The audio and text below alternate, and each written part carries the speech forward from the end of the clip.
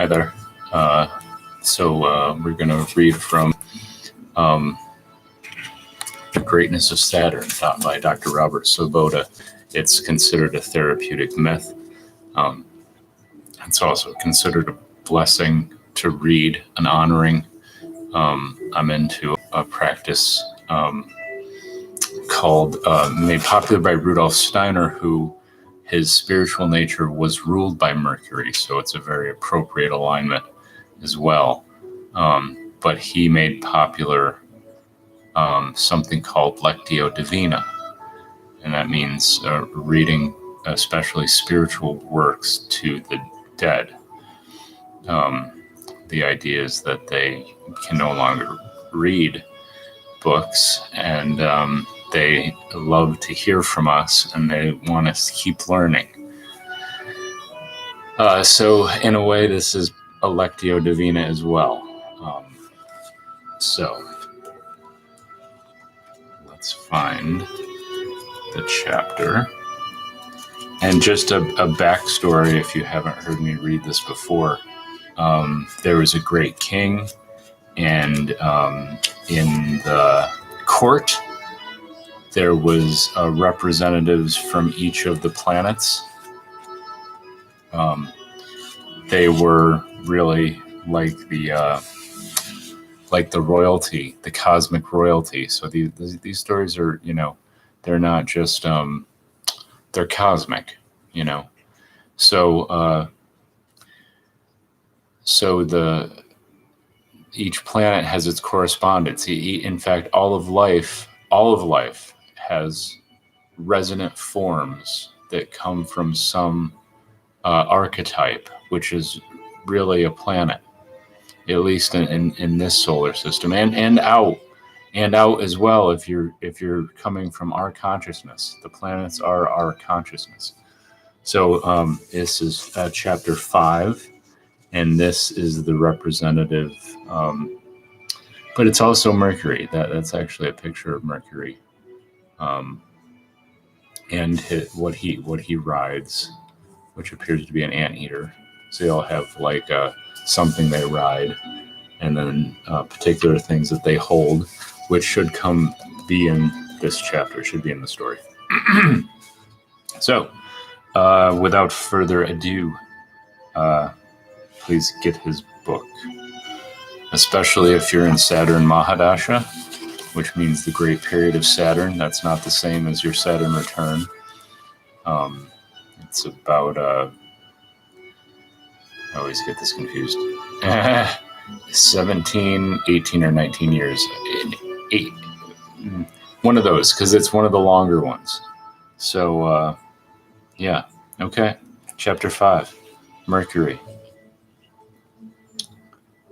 After the audience showed their appreciation to Mars' champion for his forceful presentation, Mercury's advocate took the floor. He was a paragon of the sort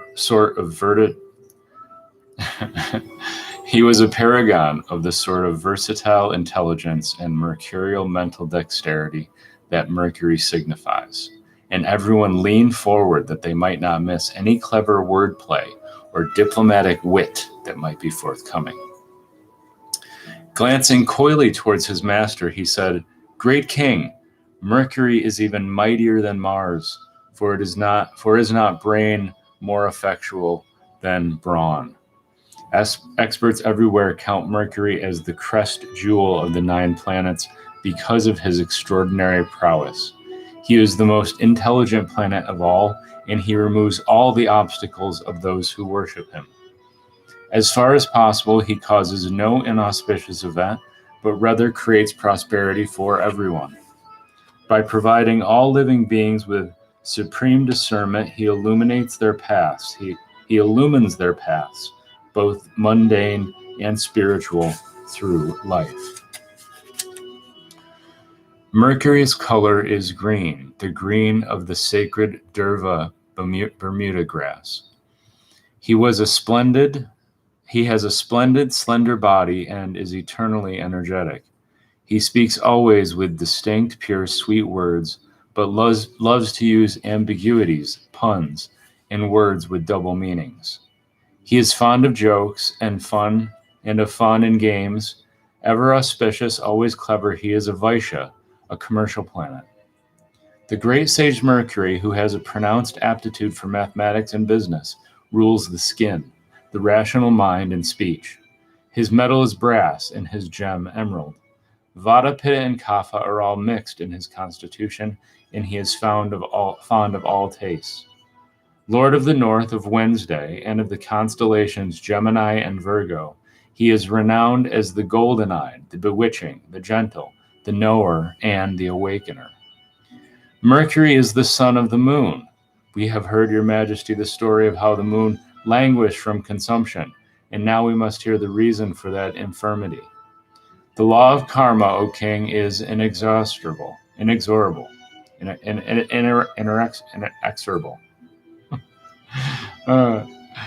My Mercury. Nature's wheels grind slowly, but they grind thoroughly, and no living being is exempt from karma. No, not even so exalted a personage as Lord Moon. When the moon came of age, he conquered the three worlds and several times performed the Rajasuya, the sacrifice which gives lordship. 9 goddesses served him, Sinavali and Kuhu, the goddesses of the 2 halves of the new moon day. Vapas, beautiful body, Pushti, nourishment, Prabha, luster, Vasu, the excellent, Kirti, fame, Driti, firmness, and Lakshmi, prosperity. Then, having achieved rare glory, he became inordinately arrogant and overstepped the boundaries of propriety. The moon was the chief disciple of Jupiter, the guru of celestials, and was also the favorite of Tara, the star, Jupiter's wife, who was attracted to him by his character, his nature, and his beauty. Once it happened, when Jupiter was away on an errand for the gods, that Tara and Moon eloped. Some say they fell in love, some say Tara asked the moon not to let her fertile moment go to waste, some say the moon abducted her by force. Though we do not know the precise circumstances of their departure, my liege, we do know what happened next. Jupiter returned home, found his wife gone, soon discovered her whereabouts, and several times sent messages to the moon requesting his wife's return. The moon, however, repeatedly refused to comply with these requests, maintaining that Tara had accompanied him of her own accord and would leave only when she was satiated with him. These replies so infuriated Jupiter that he communicated them to his disciple Indra, who sent an ultimatum to the moon. When the moon refused to yield, Indra began a war. Venus and the Asuras, demonic celestials who fight with the Devas, took the side of the moon in this war, because of the ongoing enmity between Jupiter and Venus, while Rudra, the omnipotent Lord Shiva, took the side of the Devas out of love for his preceptor Angiras, the rishi who is Jupiter's father. The war dragged on so long that the great rishis began to fear that the end of the world was nigh. Angiras therefore asked Brahma to reprimand the moon and order him to return Tara. The moon did, but he returned her pregnant. When Jupiter learned of this, he was furious. He said to her, "You weak-willed woman, expel from your womb, which is my field to plow, this fetus which was planted there by another. I am sorely tempted to reduce you to ashes for this lapse of morality. The only reason I do not do so is that I am myself eager to sow my seed in you." Tara then bashfully ejected the fetus, which was a boy, radiant like gold. Seeing the child's splendor, both Jupiter and Moon hankered after him, and both claimed paternity, demanding that Tara declare the father's name, the true father's name.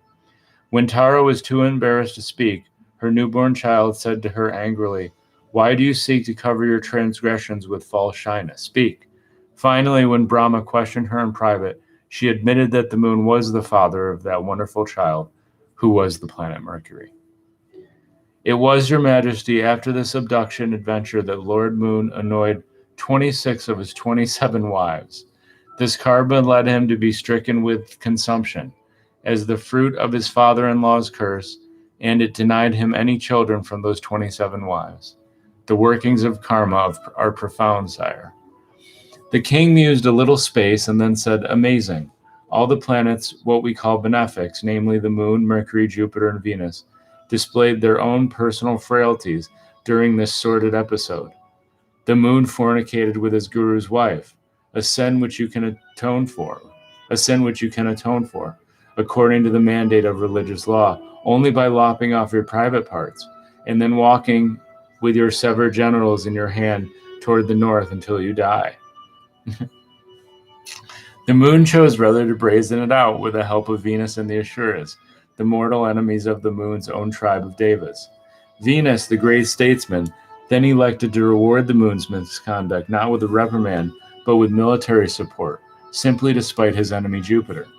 Jupiter, the guru of the celestials, first assumed his wife to have become pregnant by the moon, and so ordered her to expel the fetus from her womb. But then he saw Mercury's beauty and intelligence. He changed his tune.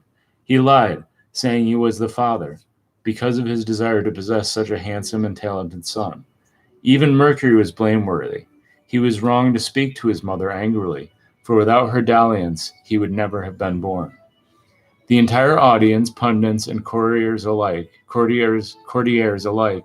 here erupted into shouts of appreciation for King Vikramaditya's astute insights. Pleased, Mercury's pundit bowed low to his king and continued, Yes, your majesty, you have understood the situation precisely. While we can no means approve of the moon's actions, Jupiter should have measured his response more carefully, for later, as a result of karma, of demanding his wife back, he also had to suffer when he impregnated his own brother's wife. Listen now, O king, to the story of the illustrious progeny of Mercury, the first child of Vivaswan, the sun, and Vivasvata, and the first child of Vivasvata was a girl, Ilya. Vivasvata had wanted to first have a son and had organized a sacrifice for that purpose. When he inquired of the priest how things had gone awry, he discovered that his wife, Sharada, Faith, had wanted a girl first and that she had therefore induced the chief officiant at the sacrifice to make a slight change in one mantra. The result was Ilya. Vivasvata would have none of this, however, so he overruled his wife and requested the Rishi Vasistha to propitiate Narayana, the Lord of all, to turn Ilya into a boy. The Vasistha did. This Vasistha did, and Ilya's name was changed to Sudamna after the sex change. But your majesty, it is easier to change your name than it is to alter your destiny. The Suda Yamna grew to be a handsome and talented prince, and he remained a prince until the day he was out hunting and entered a certain forest where he and all his attendants were, without any warning, transformed into women. Too late, he learned that the great Rudra, the bull-bannered Lord Shiva, had once been surprised by the celestials in the act of lovemaking with his wife Parvati in that very forest. He assuaged Parvati's embarrassment by proclaiming that any male who entered there would become female, except of course for Lord Shiva himself. After this transmutation, Sudayamna turned Ilya, continued to wander about with her female followers in that forest, until when they came to Mercury's hermitage, she and Mercury fell in love at first sight. Their son was Pururavas, who was thus both the great-grandson of the sun and grandson of the moon. Sudayamna afterwards wanted to become a man again, so he sought the help of Vasistha, the rishi who had made him a man in the first place. Vasistha then propitiated Lord Shiva, who, in order to both make his own words regarding the forest true and also please the rishi, judiciously ruled that Sudayamna would be a man 1 month and a woman the next. Sudayamna then ruled the earth. Though our own scriptures state, his subjects never reconciled themselves to the idea of a king who changed sex periodically. After a long rule, he abdicated He abdicated, entrusted his kingdom to his eldest son Pururavas, and went to dwell in the forest as an ascetic. Once it happened that when the god Mitra and Varuna saw the gorgeous Apsaras Urvashi, they spontaneously discharged their seed. Agastya originated from the portion of that semen which they deposited in a water pot, while Vashishta was born at the same time from the semen that fell to the ground. Incensed with Urvashi, the two great lords cursed her to fall to earth and wander among men. It then came to pass that the divine Narada, the celestial busybody, informed Urvashi of the form, virtues, wealth, and courage of Pururavas, who had become a great king. Impressed by his good qualities, which were many, and dazzled by his beauty, which made him seem an incarnation of the god of love, Urvashi fell in love with him and appeared before him. The king was delighted to see her, and wide-eyed and goose-fleshed, he spoke to her softly and smoothly. "Welcome, O beauty. Please be seated. What can I do for you? Let us enjoy love play together for eternity." Urvashi replied, "O handsome one, no woman exists whose eyes and mind would not cleave to you as mine do. My eyes so desire the delight of your embrace that they refuse to relinquish their hold on your limbs. I shall certainly enjoy life with you with 3 stipulations. If you break even one of these, you will lose me. First, you must protect like a treasure those 2 rams that I entrust to you. They are like my children. Second, my diet consists of ghee alone, which I consume once a day. Finally, I must never see you naked except at time of lovemaking." Pururuvas replied, "I shall observe these restrictions without fail. What a world-beguiling form! What comportment of love! What man would not accommodate such a woman who herself approaches him?" Puravas now sported as he pleased with Urvashi, who was an expert in purveying pleasure. Inebriated by the sweet flavor of her mouth and by the lotus fragrance which exuded from all parts of her body, he dallied with her for long years. When the celestials began to feel that heaven was not worth living in without Urvashi, Indra dispatched Gandharvas to bring her back. In the black of night, these Gandharvas stole away the pair of rams that Urvashi, who loved them like her own children, kept always at her bedside. Awakened by the bleating of these rams as they were being led away, Urvashi cried out in alarm, "Oh, I am lost! Oh, I am undone! I put my faith in this eunuch of a husband, this worthless fellow who merely pretends to be a hero, and he has failed me. Thieves are stealing my darling rams while he lies feigning sleep like a frightened woman. Only during daylight does he act like a man." Now Pururavas had not moved because he was unclothed, but these verbal arrows pricked him good like a goad picks an elephant, and so in a mood of extreme anger he rushed out naked into the night, sword in hand. As this, the Gandharvas let go the rams and speedily lit the place with lightning.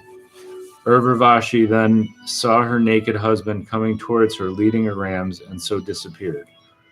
When Pururavas returned to find no wife in his bed, he was drowned in the despondency of sorrow. Crazed with heartache, lost in thoughts of her, this madman searched the wide world over for Urvashi. He discovered her at last at Kurukshetra, seated beside the Sarasvati River with 5 of her friends, all in a gay mood. Seeing him, they rose to leave. He began to wheedle, "Dearest darling, wait, return with me and live with me again." She said to him, "Great hero, I am as difficult to capture as the wind." He replied, "Yes, I know, but remember the bliss we enjoyed together. Remember that whenever you desired it, you could come to my chamber day or night, and I would ram you with my manhood." Urvashi reminisced, "Yes, thrice a day you would ram me with your manhood, and so you impregnated me, O Pururavas. You have ruled my body, I always yielded to your desire.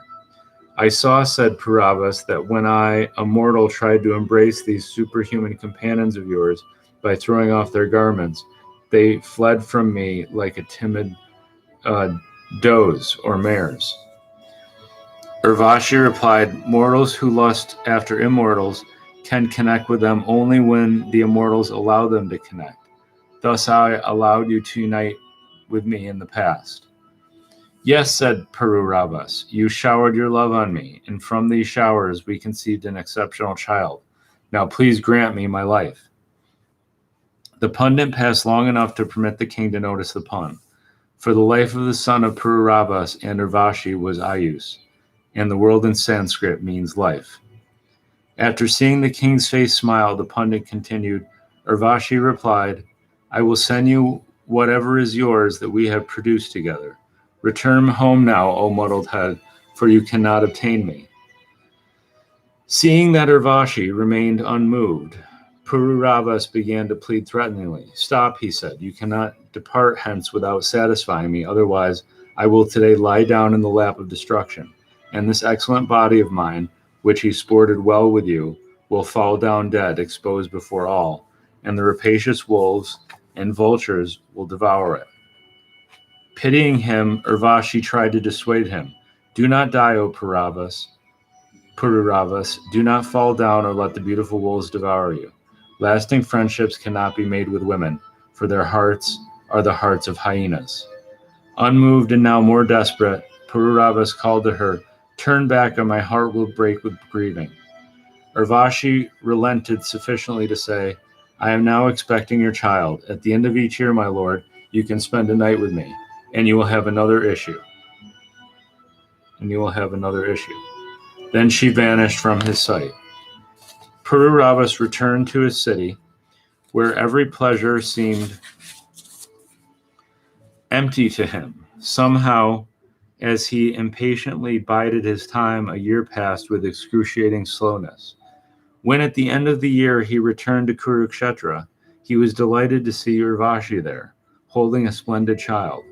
When they united together that night, and Urvashi, finding her husband profoundly grief-stricken at the prospect of further separation from her, told that pathetic king, It is because you are still mortal that we cannot remain together.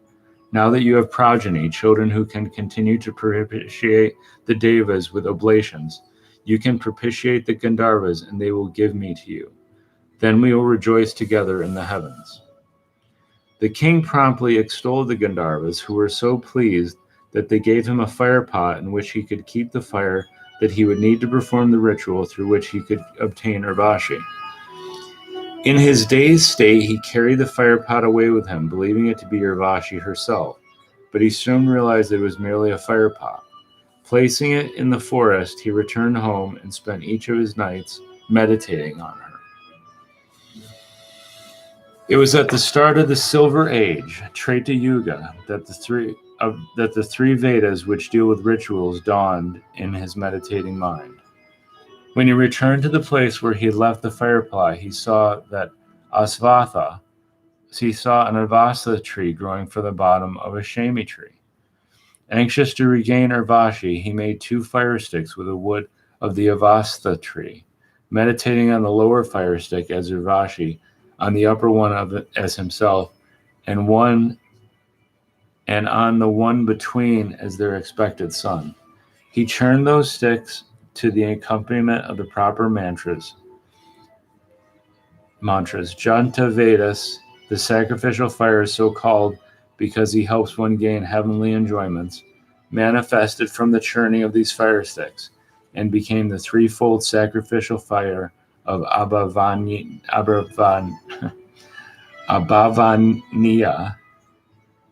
Gathapatya, and Dakshina. The king adopted this fire as his son, and into it he made sacrificial offerings, desiring the realm of Urvashi. With the help of this fire, who was his son, he attained the world of the Gandharvas and his Urvashi. In the Golden Age, Satya Yuga, Your Majesty, there was only one Veda, and that was the sacred syllable Om. That which is always now Pranava, which includes in it all possible sounds. The deity was only one, Narayana, the Lord of all. There was but a single sacred fire, and all humans were part of one community. It was only at the beginning of the Silver Age that one Veda became three, and that one fire became three by the actions of Pururavas, the noble scion of both the lunar and solar races. One of Pururavas's descendants was the forceful rishi Vishvamitra, a doer of great deeds. When King Trishanku craved to be elevated to heaven while still in the physical body, his guru, the rishi Vashishta, cursed him to become a Chandala, the lowest of the low. Trishanku then approached Vishvamarita, who catapulted him bodily towards heaven.